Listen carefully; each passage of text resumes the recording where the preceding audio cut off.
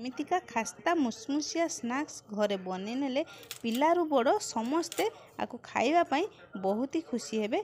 ये देखिबापी जेमिति सुंदर आर स्वाद बहुत ही बढ़िया खाइबापी।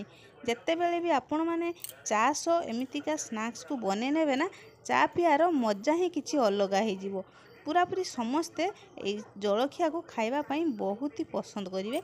पिला माने तो बाहर बरा सिंगड़ा जो ताको खाइबापी आदौ भी पसंद करेंगे। जिते बेले भी आपण मैंने चाहिए ना घर को गेस्ट आसिले चा सो एमितिका स्नैक्स टिके बने की देदेवे देखिए गेस्ट चा पीबार मजा ही किछि अलग आसीज।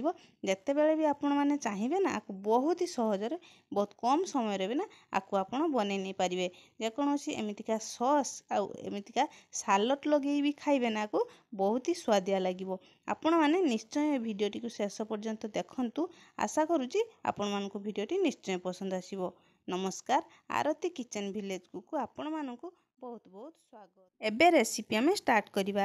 ये गोटाए पात्र रे मुई गिनारे गोटाए गिना नहीं मैदा। मैदारे आम देदेबा ये अधा चामच कला जीरा एवं अल्प टिके जुआणी को एमती हाथ में टिके घसिकी ये देदेबा। कहीं जुआणी देले आमर डाइजेशन कंट्रोल रखे तो ये अल्प टिके खाली जुआणी मु दे दउची। तो एबे आम ये स्वाद अनुसार लुण देदेबा।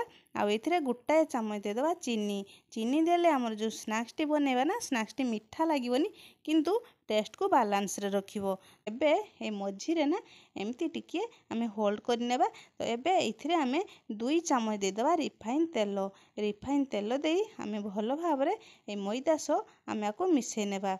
भलो भाबरे ना एमिति हाथ रे देखंतु मु केमिति हाथ रे एमिति घसी घसी मिसौची। जते एमिति हाथ रे घसी घसी मिसेबे ना सेते हमरो स्नैक्स टी खास्ता बनिबो। एई देखंतु एमिति मुठा कर दउची एमिति भांगी दउची। एमिति ही ना आमर मयनटी देदेबा। तो भल भाव में मुझे मिसई नहीं। एबे इथिरे ना आमे अल्प अल्प पानी देई आको आमे भल भाव में चकटी नेबा।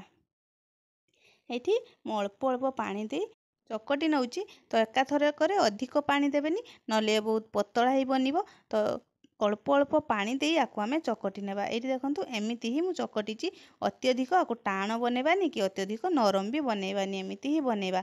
उपरे आउ टिके अल्प टिके एमती तेल लगे नेबा नहले ये उपरटी सुखीजिवो। तो एमती आउ टिके हाथ रे एमती मिसै नहीं ऊपर तेल लगे नहीं आपको आम ढांकुणी दे 10 मिनिट रेस्ट रे छाड़ी देबा। तारी भितर आम स्टफिंग प्रस्तुत करनेबा। एबे गैस रे पैन बसै दे पैन गरम हो गले एथिरे आम देदेबा 2 चामच सोरिष तेल। तेल गरम हो गले एथिरे आम अल्प किछि देदेबा चिना बादाम। आमर जो स्टफिंग टी बनेबा ना चिना बादाम देले आमर स्टफिंग टी खाइबा पई बहुत भलो लागिवो। तो भल भाव में बादाम को भाजी नहीं। एबे इथिरे किछि कटा हिथिबा ना छोट छोट नड़िया को मु दे देछि। नड़िया को भी ना आमे भाजी नेबा भल भाव में। बादाम एवं नड़िया आमर बहुत बढ़िया से भाजी हो गलानी। एबे इथिरे आमे दे देबा कटा हिथिबा पियाज। पियाज को भी ना आमे भाजी नेबा। जेहेतु आमे स्टफिंग बनाऊचे तो बादाम पियाज नड़िया का सहित भी भाजी नेले आमर स्टफिंग भी बहुत भल बनिबो। तो एमिति आमे भल भाव में भाजी नेबा। आपण माने चाहिए नड़िया बादाम को बाहर करने। प्रथमे मसला कषि सारी तापर भी नड़िया बादाम को ये दे पारे। किंतु एमिति ही बने नेले भी ना स्टफिंग आमर बहुत बढ़िया से बनिबो। तो पियाज भल भाव में भाजी गलानी। तो एबे एथिरे आमे दे देबा अदा रसुण छेचा। अदा रसुण छेचा को भी ना आमे भल भाव में भाजी नेबा। अदा रसुण छेचा भी आमर बहुत बढ़िया से ये भाजी ही गलानी। देखंतु केते बढ़िया से ये अदा रसुण छेचा भाजी हो गलानी। एबे इथिरे दे देबा हळदी गुंड जीरा धनिया गुंड 1 चामच एवं लंका गुंड इथिरे मु अधा चामच दे दीची।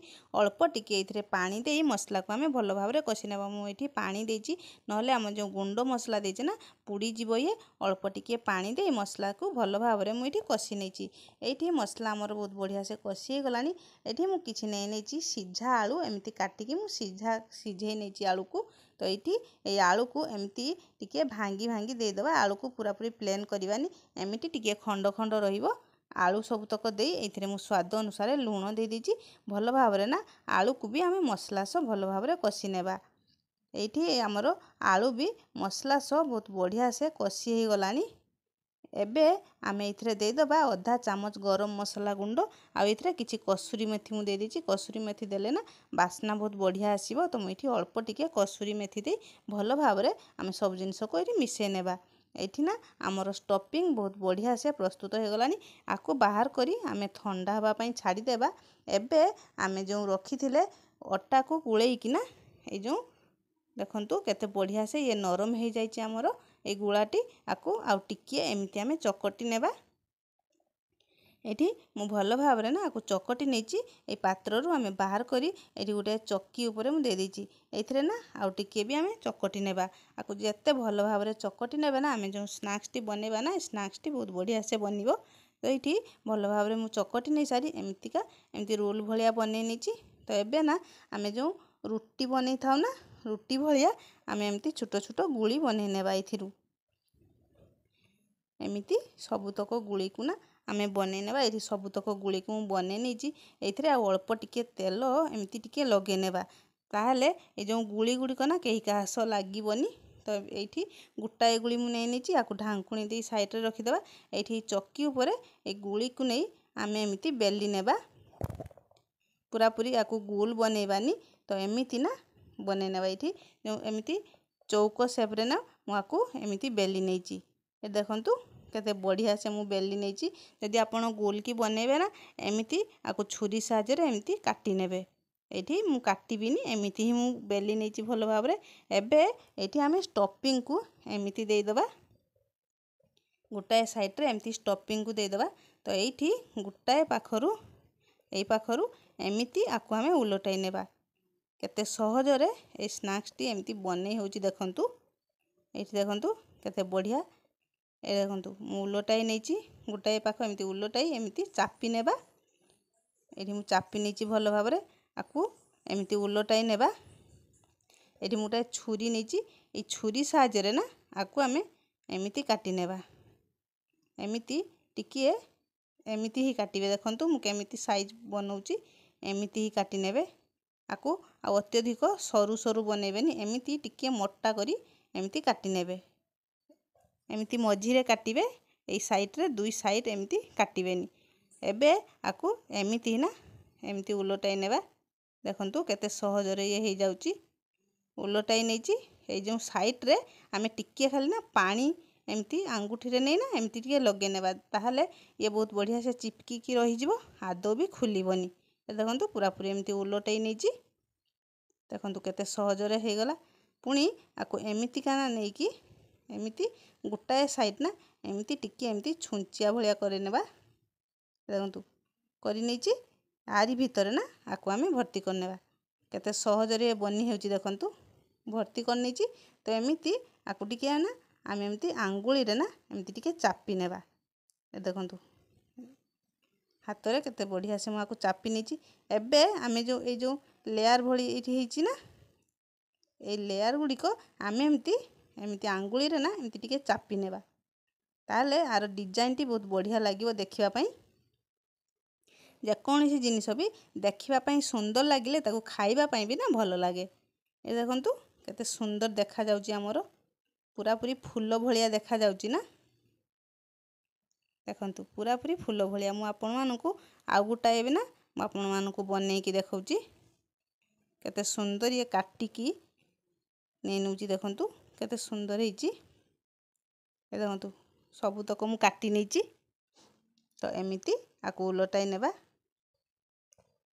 ଦୁଇଟି ମୁଁ ଆପଣମାନଙ୍କୁ ଏମିତି ବନେଇକି ଦେଖେଇଦେଲି। ତ ଆପଣମାନେ ଏମିତି ସହଜରେ ନା ଯେତେବେଳେ ବି ଚାହିଁବେ ଆପଣମାନେ ବହୁତ ସହଜରେ ଆକୁ ବନେଇ ନେଇପାରିବେ। ଏ ଦେଖନ୍ତୁ ଚାପି ନେଇଛି। ପୁଣି ଏମିତି ଆମେ କରିନେବା। ଦେଖନ୍ତୁ ଏମିତି ପୁଣି ଛୁଞ୍ଚିଆ ଭଳିଆ କରିନେବା। ପୁଣି ଆକୁ ଓଲଟାଇ ନେଇ ଏମିତି ଆ ଭିତରେ ପୂରେଇ ଆକୁ ଚାପି ନେବା। କେତେ ସହଜରେ ଇଏ ବନି ହେଉଛି ଆପଣମାନେ ଦେଖିକି ତ ନିଶ୍ଚୟ ଜାଣିପାରୁଥିବେ ନା। ଏ ଦେଖନ୍ତୁ ଚାପି ନେଇଛି। ପୁଣି ଏମିତି ଆମେ ଚାପି ନେବା। କେତେ ସହଜରେ ହେଇଯାଉଛି ଦେଖୁଛନ୍ତି। ଏ ଦେଖନ୍ତୁ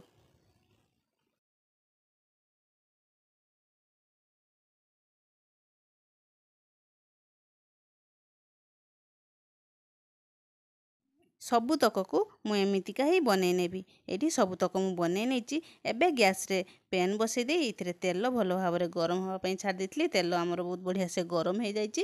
ଏଇଥିରେ ଆମେ ଏଇ ଯେଉଁ ସ୍ନାକ୍ସ ଗୁଡ଼ିକ ବନେଇକି ରଖିଛେ ଆକୁ ଆମେ ଏଇଥିରେ ଗୋଟି ଗୋଟି କରି ଦେଇଦେବା। ଗ୍ୟାସ୍ର ଫ୍ଲେମ୍କୁ ଲୋରେ ରଖି ଆକୁ ଆମେ କ୍ରିସ୍ପି ହେଲା ପର୍ଯ୍ୟନ୍ତ ଭାଜି ନେବା।